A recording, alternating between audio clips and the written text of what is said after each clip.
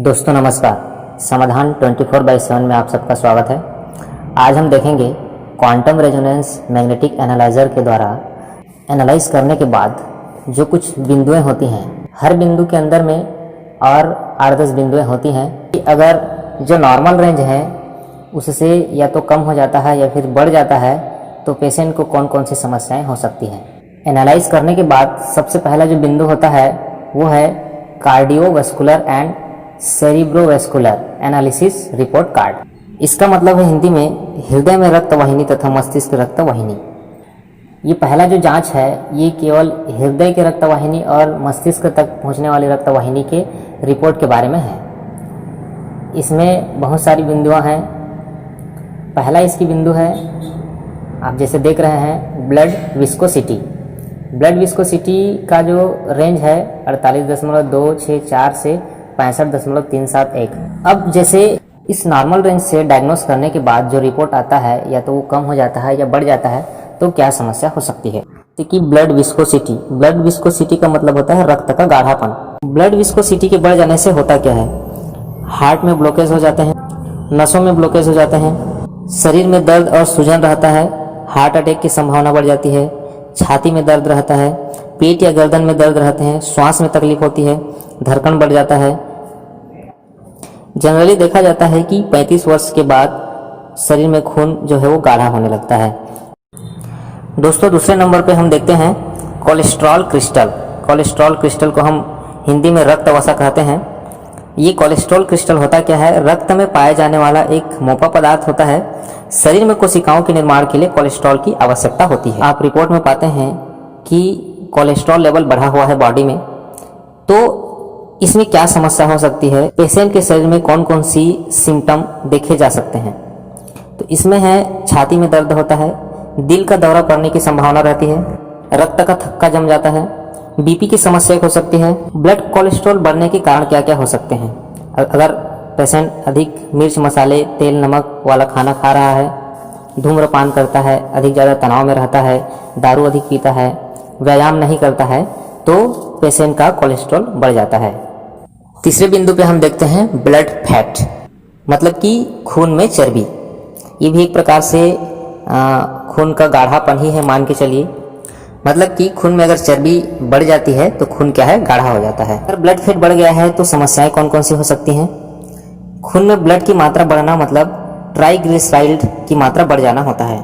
तो समस्या का क्या क्या हो सकता है, बॉडी में सूजन होना, अंग का कोई भी पार्ट्स डैमेज हो सकते हैं, मोटापा बढ़ सकता है, डायबिटीज हो सकती है, दिल की बीमारी हो सकती है, शरीर में इन्फेक्शन हो सकते हैं, ये धमनियों को डैमेज कर सकती है, किडनी रोग भी हो सकते हैं, खून का बहाव धीमा हो जाता है, पैरों व सिर में जलन होने लगता है। इसके कारण क्या है, ब्लड फैट बढ़ने के कारण है रक्त का छक्का जमना नसों में, नसों का आकार अंदर की ओर बढ़ जाना, नसों में मैल जमा हो जाना और मोटापा, शुगर इत्यादि है। उसके बाद चौथा बिंदु देखते हैं वैस्कुलर रेजिस्टेंस, संवहनी प्रतिरोध, वैस्कुलर रेजिस्टेंस। इसके बढ़ जाने से क्या होता है, हार्ट फेल होने की संभावना रहती है, इंसान सदमे में जा सकता है, रक्त वाहिकाएं संकुचित हो सकती हैं, स्ट्रोक वॉल्यूम कम हो जाती है, दिल को ज़्यादा मेहनत करना पड़ता है। उसके बाद पांचवा बिंदु है वैस्कुलर इलास्टिसिटी, माने कि संवहनी लोच, मतलब कि नसों का लचीलापन, कि हमारे जो नसें हैं वो कितना लचीलापन है उसमें। ज़्यादातर देखा गया है कि वैस्कुलर इलास्टिसिटी कम हो जाती है, मतलब कि नसों की जो लचीलापन है वो कम हो जाती है। तो इससे होता क्या है, हाथ पैर में खिंचाव महसूस होने लगता है, हाथ पैर में ऐंठन महसूस होने लगता है, हाथ पैर में अकड़न सी महसूस होने लगती है। अगला देखेंगे छठवां बिंदु मायोकार्डियल ब्लड डिमांड। इसका मतलब है हृदय में रक्त की मांग प्रति मिनट, मतलब कि हमारे हार्ट में प्रति मिनट कितने ब्लड की आवश्यकता पड़ रही है, कितनी जरूरत पड़ रही है। मायोकार्डियल ब्लड डिमांड के बढ़ जाने से क्या होता है, रक्त प्रवाह कम हो जाता है, दिल का दौरा पड़ सकता है, नसों में ब्लॉकेज होने से इस प्रकार की समस्याएं होती है। अगर इसका इलाज न किया गया तो बाईपास सर्जरी की आवश्यकता पड़ सकती है, जिसको एंजियोप्लास्टी करना कहते हैं। अगला हम सातवां बिंदु देखेंगे मायोकार्डियल ब्लड परफ्यूजन वॉल्यूम। इसका मतलब है प्रति मिनट हृदय में रक्त का छिड़काव कितना होता है। यह एक धमनी की बीमारी है। मायोकार्डियल ब्लड परफ्यूजन के कम हो जाने से आपके शरीर में, क्योंकि ये हृदय में प्रति मिनट रक्त का जो पंपिंग है वो कम हो जाता है, तो शरीर के बाकी हिस्सों में रक्त बहुत कम गति से पहुंचता है। अगला 8वां बिंदु देखेंगे मायोकार्डियल ऑक्सीजन कंजप्शन, कि दिल में प्रति मिनट ऑक्सीजन का कंजप्शन कितना हो रहा है। इसके बढ़ जाने से धड़कन तेज हो जाता है, श्वास फूलने लगता है। इसका कारण है ब्लड के द्वारा ऑक्सीजन की मात्रा आपके हृदय तक कम पहुंच रही है। अगला 9वां महत्वपूर्ण पॉइंट देखेंगे जिसको स्ट्रोक वॉल्यूम कहते हैं। स्ट्रोक वॉल्यूम दर्शाता है कि दिल में रक्त की मात्रा का उत्पादन कितना हो रहा है।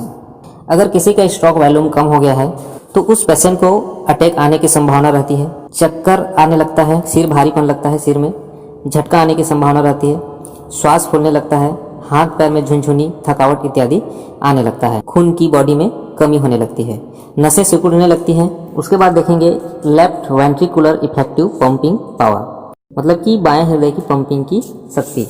अगला पॉइंट है कोरोनरी आर्टरी इलास्टिसिटी, मतलब कि कोरोनरी धमनी में लचीलापन कितना है। यदि रक्त कोशिकाओं में कोलेस्ट्रॉल और अन्य पदार्थ जमा हो जाते हैं तो संवहनी गुहा सक्रिय होकर अवरुद्ध हो जाएगी। इसके एबनॉर्मल होने से पेशेंट में बीपी की समस्या देखी जाती है, डायबिटीज़, मोटापा आदि हो सकता है।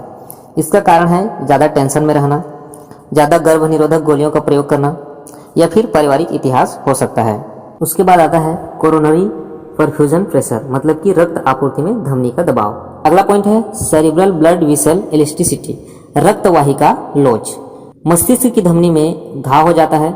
इसमें अनबैलेंस्ड होने से मस्तिष्क की ऊतकों को क्षति पहुंचती है, बीपी बढ़ सकता है, रक्त वाहिकाएं फट सकती हैं, सिरोसिस रोग इत्यादि हो सकता है। अनदेखा करने पर यह खतरनाक हो सकता है। अंत में देखेंगे ब्रेन टिश्यू ब्लड सप्लाई, मतलब कि मस्तिष्क के ऊतकों में रक्त की आपूर्ति। रक्त गुहा संकुचित हो जाता है अगर ये एबनॉर्मल है तो, या पूरी तरह से अवरुद्ध हो सकता है। मस्तिष्क तक खून नहीं पहुंच पाता, मस्तिष्क के ऊतकों को नुकसान हो जाता है। ब्रेन हेमरेज होने की संभावना रहती है, सिर भारी होने लगता है, चक्कर आता है, चिड़चिड़ाहट बढ़ जाती है, अधिक ज़्यादा भावुकता बढ़ जाती है, जल्दी गुस्सा आना या फिर रोने आदि का मन करेगा। अभी हमने देखा cardiovascular and cerebrovascular analysis report card. Expert क्या एडवाइस करते हैं, दिल को स्वस्थ रखना है तो मेहनत वाला काम करें, गुस्सा कम करें, तेल या वसा वाली चीज़ें न खाएं, नमक मिर्च मसाला कम खाएं, एक्सरसाइज वगैरह करें। दोस्तों ये था cardiovascular and cerebrovascular analysis report card. अगली वीडियो में हम देखेंगे एनालाइजर में प्रदर्शित लीवर फंक्शन के बारे में। उम्मीद है यह वीडियो आपको पसंद आई होगी और समझ में आई होगी।